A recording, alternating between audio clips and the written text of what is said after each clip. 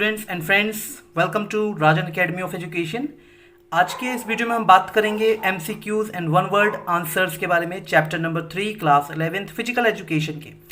तो physical fitness, wellness and lifestyle chapter का नाम है, ठीक है।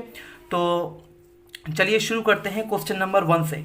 क्वेश्चन नंबर 1 देखिए क्या कह रहा है कि क्वेश्चन नंबर 1 में बोल रहा है अकॉर्डिंग टू whom, किसके द्वारा, किसके according physical fitness is defined as the ability to carry out daily tasks with vigor and alertness without undue fatigue and ample energy, to enjoy leisure time pursuits and respond to emergencies। यानी कि physical fitness को ऐसे define किया जाता है कि ये एक एबिलिटी है जो कैरी आउट कर सके डेली टास्क को अलर्टनेस के साथ में। तो ये जो है, और एमरजेंसीज में भी काफ़ी हद तक अपने आप को फिट महसूस करे एक इंसान, तो फिजिकल फिटनेस वो होता है। तो ये किसके अकॉर्डिंग है, कौन कह रहा है? ये कह रहे हैं CDCP, यानी कि centre for disease control and prevention.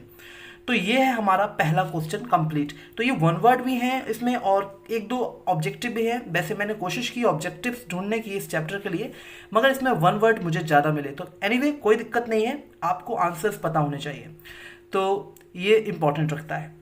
तो चलिए क्वेश्चन नंबर 2 हम लोग देख लेते हैं। Successful adaptation to the stresses of one's lifestyle, यानी कि अगर हम सक्सेसफुल अडाप्ट हो जाएं, जो स्ट्रेस है, ठीक है, किसी की भी, जो जैसे मान लीजिए कोई भी व्यक्ति है, उसकी लाइफ स्टाइल है, तो वो अपने स्ट्रेस को कितना अडाप्ट कर सकता है, ठीक है। तो वो है, क्या है वो? Successful adaptation to the stress of one's lifestyle. ये लाइफ स्टाइल की डेफिनेशन दी है, किसने दी है? डॉक्टर क्रोल्स के द्वारा, ठीक है, डॉक्टर क्रोलिस के द्वारा।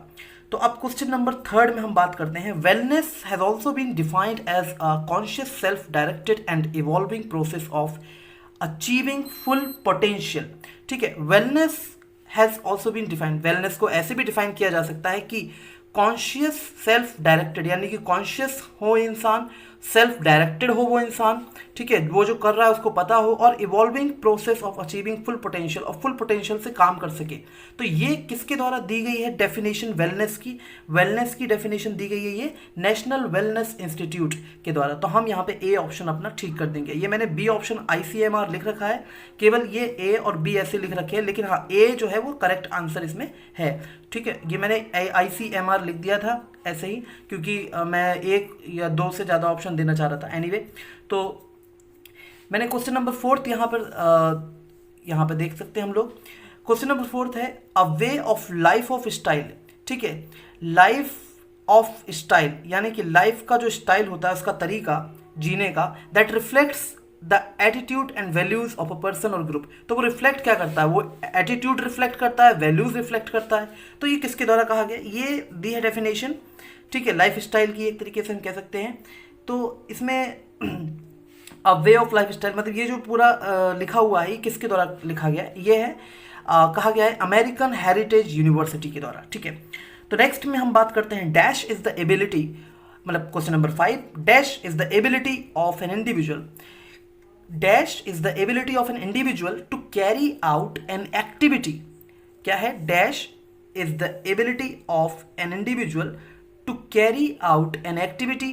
किसी इंसान की एबिलिटी, यानी कि किसी इंसान में ऐसी क्षमता होना, ठीक है, to carry out an activity, जिससे वो एक एक्टिविटी कर पाए with great degree of efficiency, काफ़ी इफिशियंसी के साथ कोई काम अगर वो कर पाए, तो ये होती है एबिलिटी, ठीक है, for a considerable period of time, और काफ़ी लंबे समय तक, मतलब कंसीडरेबल पीरियड ऑफ टाइम तक ये कर पाए, तो उसको हम क्या कहते हैं? तो उसको हम कह सकते हैं एंड्योरेंस। क्या कह सकते हैं? एंड्योरेंस एबिलिटी, ठीक है। तो यहाँ पे ये कंप्लीट होता है हमारा क्वेश्चन नंबर 5। क्वेश्चन नंबर 6 देख लेते हैं। Dash is the ability to overcome और act against a fixed resistance, मतलब यहाँ पे दिया है इसका आंसर जो है स्ट्रेंथ, यानी कि स्ट्रेंथ एक एबिलिटी है जो हेल्प करता है हमें किसी फिक्स्ड रेजिस्टेंस से ओवरकम होने में या उसके अगेंस्ट काम करने में, ठीक है। नेक्स्ट हम बात करते हैं क्वेश्चन नंबर 7। जी हाँ, क्वेश्चन नंबर 7 है dash is needed in weight lifting competitions where an athlete has to overcome maximum resistance। ये कौन सी स्ट्रेंथ होती है जो जिसकी ज़रूरत होती है वेट लिफ्टिंग कॉम्पिटिशन्स में, जहाँ पे एथलीट को ओवरकम होना होता है मैक्सिमम रेजिस्टेंस से, ठीक है। तो ये होता है मैक्सिमम स्ट्रेंथ। जी हाँ, मैक्सिमम स्ट्रेंथ मैक्सिमम रेजिस्टेंस को ओवरकम करने में मदद करती है।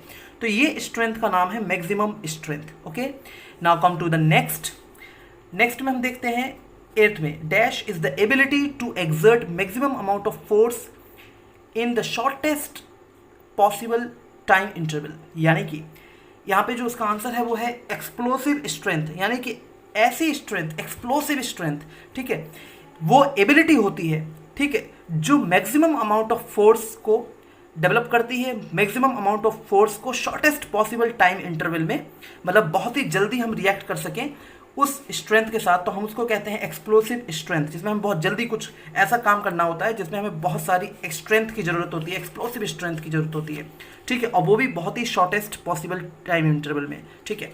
सो नेक्स्ट हम पेज पलटते हैं और नेक्स्ट हमारे पास है question number 9। Okay, so let start. Question number 9 में हमारे पास है dash is the ability to maintain muscular strength for a long time. देखिए, डैश इज द एबिलिटी, क्या ability? Strength endurance. Strength endurance मतलब होता है कि स्ट्रेंथ का काफ़ी समय, लंबे समय तक रहना, यानी कि स्ट्रेंथ एंड्योरेंस एक ऐसी एबिलिटी है जो मेंटेन करती है मस्कुलर स्ट्रेंथ को काफ़ी लंबे समय के लिए। जैसे अगर हम स्विमिंग करते हैं, ठीक है, या हम मीडियम स्प्रिंट्स करते हैं, ठीक है, भागते हैं तेज, तो इसमें क्या है, स्ट्रेंथ एंड्योरेंस हमारे बहुत काम आती है, ठीक है, तो यही बात बता रहे हैं इसमें। तो नेक्स्ट है question number 10। In this type of strength muscle remains inactive. ऐसी स्ट्रेंथ में मसल्स जो है वो एक्टिव, मतलब इनएक्टिव रहती हैं, एक्टिव तो नहीं, इनएक्टिव रहती हैं। तो कौन सी टाइप ऑफ स्ट्रेंथ में? स्टैटिक स्ट्रेंथ में। ओके, स्टैटिक स्ट्रेंथ में रहती है। तो ये हमने राइट आंसर लगा दिया, बी ऑप्शन नहीं है। तो इसमें वही कह रहा हूँ कि एक या दो, मतलब 3-4 जो भी होंगे वही इसमें objective multiple type of questions मुझे मिले, बाकी मुझे वन वर्ड ही मिले हैं, तो मैं यहाँ पर लगा लेते हैं। चलिए क्वेश्चन नंबर 11 में देख लेते हैं। Dash refer to the capacity to move a body part और the whole body at a faster rate, यानी कि स्पीड। आंसर है स्पीड। स्पीड का मतलब क्या होता है? एक ऐसी कैपेसिटी जिससे हम अपनी बॉडी के किसी पार्ट को या पूरी बॉडी को एक बहुत ही तेज, मतलब एक तरीके से कह सकते हैं तेज रेट पर, फास्टर रेट पर मूव कर सकें, तो इसको कहते हैं हम स्पीड, फिजिकल एजुकेशन की भाषा में।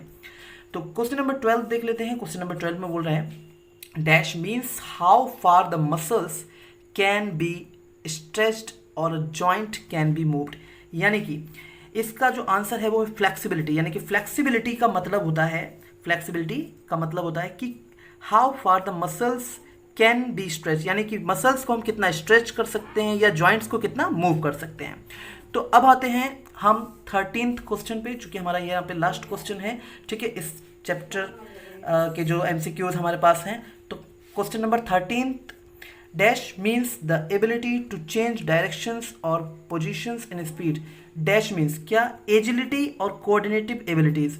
एजिलिटी और कोऑर्डिनेटिव एबिलिटीज का मतलब होता है ऐसी एबिलिटी जिससे डायरेक्शंस और पोजीशंस स्पीड में काफ़ी, मतलब स्पीड में बदली जा सकें, चेंज की जा सकें डायरेक्शंस और पोजीशंस। तो ये एजिलिटी और कोऑर्डिनेटिव एबिलिटीज़ के मदद से ही हो पाता है। सो आई होप ये आपको वीडियो पसंद आया होगा। अगर पसंद आया तो प्लीज़ लाइक कीजिए, शेयर कीजिए, कमेंट कीजिए और चैनल को जरूर सब्सक्राइब कीजिए और अपने दोस्तों के साथ भी शेयर कीजिए। So thank you so much for watching this video completely. मिलते हैं नेक्स्ट वीडियो में। Thank you.